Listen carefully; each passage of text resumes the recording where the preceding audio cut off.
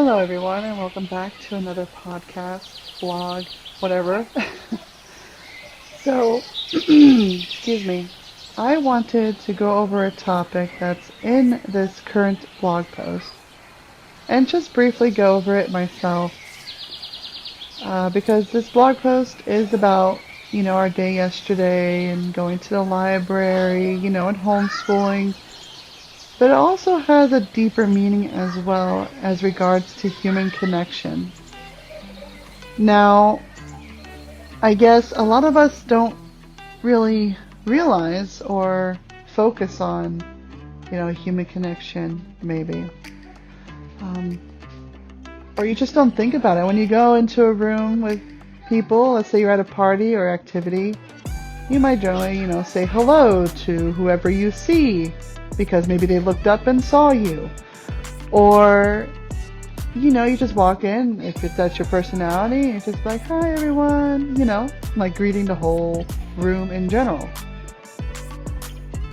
But as a blind person, it's not that easy. Now we can walk in the room and say hello, and like blah blah blah, of course. I mean, we're human, we can do whatever we want, just like anybody else, just can't see.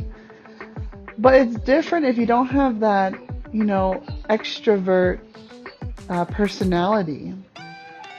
You don't even necessarily need to be a huge extrovert to have that. But what I mean is when you go into a place, let's say you go into a room full of people, let's say you're going to activity or even, place of worship, whatever, and you walk in.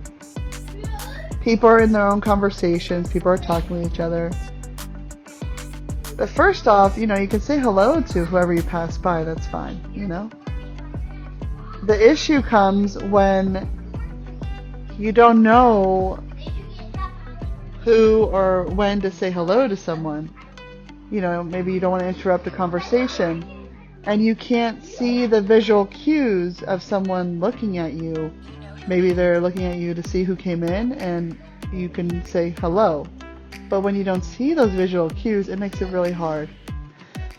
And that's part of this blog that I wrote about because yesterday, for example, I was sitting there waiting because my daughter Maria had this activity. So that was fine. And I ended up sitting outside of the room and there was a couple other moms there. First of all, nobody said hello to me. The other people were talking to each other, which, okay. And then I come to discover that one of the ladies was Muslim. And the reason, because you can hear the conversation, a very small room, and I don't remember how it came up, but then she said, yeah, we're Muslim, and my daughter goes to the Islamic school on Fridays. And that's how she can meet other kids as well. And then she started talking about her faith. Being Muslim, because the other lady didn't know, and the other lady was Catholic. And so they started talking about religion. And, they connected and talked and whatever. And I found out the other lady lived in Ceres, all by listening. And it really got me to thinking and kind of feeling sad because I understand some Muslims don't, at least Muslim women, maybe they don't wear the headscarf for whatever reason, which is fine, Everybody is on their own journey and everybody takes their time to do certain acts of worship in the religion, right? But as for me, I'm wearing hijab, I guess you could say I quote look Muslim, right? Because I'm wearing a headscarf. I'm wearing a dress, and long sleeves, whatever. So I'm dressing modestly. So I quote look Muslim, I guess, right? So I would think, okay, I can't see other people who are Muslim or other people in general. If they, especially Muslims, if they want to say Assalamu alaikum, which means peace be upon you, which is a greeting that we should say to each other no matter how or who or where. It's a greeting we should always say to each other. Doesn't mean you have to strike up a conversation. Doesn't mean you have to form a deep friendship, just a simple greeting to each other we're supposed to do. For me, since I can't see other people, especially if, they are wearing hijab, wearing the headscarf or dressing like that, I can't see that. So of course I can't just say Assalamu alaikum to everyone, right? Like, I look like a crazy person. So unfortunately I have to wait for someone to say Assalamu alaikum to me because I don't know. But she never said Assalamu alaikum. She never interacted with me. Now, I'm not saying she had to or, connected with me. It would be nice. I would love to have friends or connect with someone. But regardless, she didn't. And it made me feel hurt and how disconnected a lot of us are, no matter what religion or where we are. We're all only focused on ourselves or what's happening with us and not looking to who else is in the room or around us, right? Towards the end of this activity, when all the kids were done and everybody was leaving, I was about to go up the stairs with my daughter, and I knew this was this lady because I could tell by her voice. And she said, "I like your dog." I said, "Oh, thank you." And then she asked if I was Muslim. I was like, yeah. I wanted to say it's kind of odd, yeah, and I would point to my hijab, but, it's just like I was ready to get out of there. We had to get home anyway for Maria to do her Arabic. And, I said, Assalamu alaikum. She said, alaikum salam, and that was it. And I don't know. I know it's like a small thing, a small interaction. But it's, I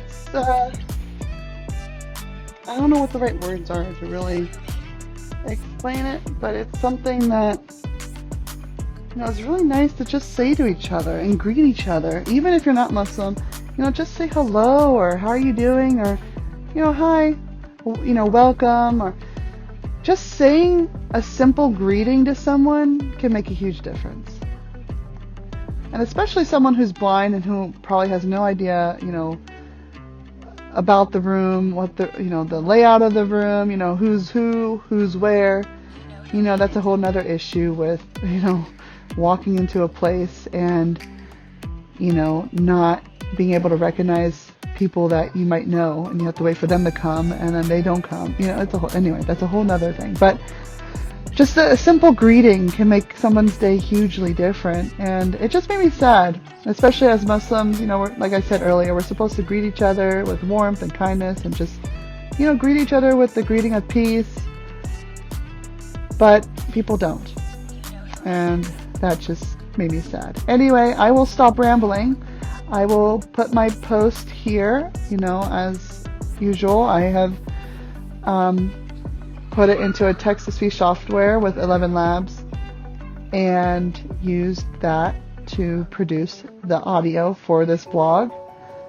And yeah, so hope you enjoy. Of course, again, any comments, questions, please feel free to contact me. All my contact information is down below. If you're on Spotify, you can always comment on the podcast directly if you don't want to contact me on my website or, comment on the YouTube video. There's many ways of contacting me. Sending me a private message or direct message, whether it's Instagram, X, Facebook, I try to make it as easy as possible for people to contact me. But anyway, so there you go. I hope you enjoy. Take care. And Assalamu alaikum. Peace be upon you. Learning, adventure, and the silent struggle for connection. Yesterday started off on a high note with our usual homeschooling routine. Maria was learning about numbers in expanded form, and it was exciting to watch her put the pieces together. We also dove into identifying characters and problems in stories, which brought up great discussions about how characters' choices drive a story forward. Maria really got into it, and I love seeing how these lessons build her curiosity and critical thinking. In the afternoon, we had an event lined up called Animal Adventure at the library. As Mrs. R, the teacher for this activity, set up, I could hear her preparing a variety of animals for the kids to learn about. She brought snakes, turtles, frogs, and a tarantula, along with other creatures I probably didn't catch. Once the little animal show was underway, Mrs. R took out the tarantula to talk about, and that's when I felt Marwa tense up. Her fear was almost immediate. She looked at me and whispered that she wanted to go upstairs with Safer, clearly uncomfortable with the sight of the spider. Sensing her distress, I quietly left Maria to continue enjoying the lesson, while I took Marwa upstairs to find her dad and sister. We found Ahmed and Safa, and Marwa decided she was much more comfortable staying in the playroom with them. I headed back downstairs to wait until Maria was done, finding a small outer room to sit and wait. It was easier for me to find a seat there and take a breather.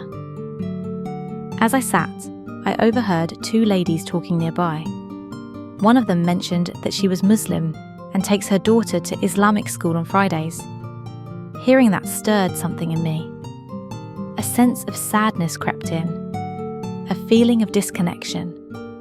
As Muslims, we are taught to greet one another with Salam Alaikum, peace be upon you. It's a simple but powerful gesture, and yet she hadn't offered that greeting to me. I wasn't expecting a deep conversation or a lasting friendship, just a simple acknowledgement that we shared something, a faith, a connection. But it didn't come, and it left me feeling a bit hollow. It's such a small thing, but that greeting is meant to bring us closer together, especially in a world where feeling alone can sometimes be overwhelming. I don't often get that greeting, and being blind adds another layer to that challenge. Being blind makes it hard for me to initiate those connections. I can't see if someone is wearing a headscarf, smiling, or looking at me with a greeting in their gaze. All those little visual cues that others rely on are things I can't pick up on. I want to connect, to feel included, but when you can't see the people around you, it's easy to feel isolated. Even something as simple as thinking someone is talking to me, only to find out they're speaking to someone next to me, can be so embarrassing. It's a constant reminder of how much I'm missing in those unspoken moments. Maria finished the animal adventure full of excitement, ready to tell me all about the creatures she'd learned about. Her joy and enthusiasm were contagious, and as we made our way home, I tried to focus on the good moments of the day. Maria's progress in school, the fun at the animal event, but that lingering sadness about the missed greeting stuck with me. This is just one of those silent struggles that comes with being blind. I want to be part of the world, to feel seen and acknowledged. But sometimes, those small connections that others take for granted feel just out of reach for me.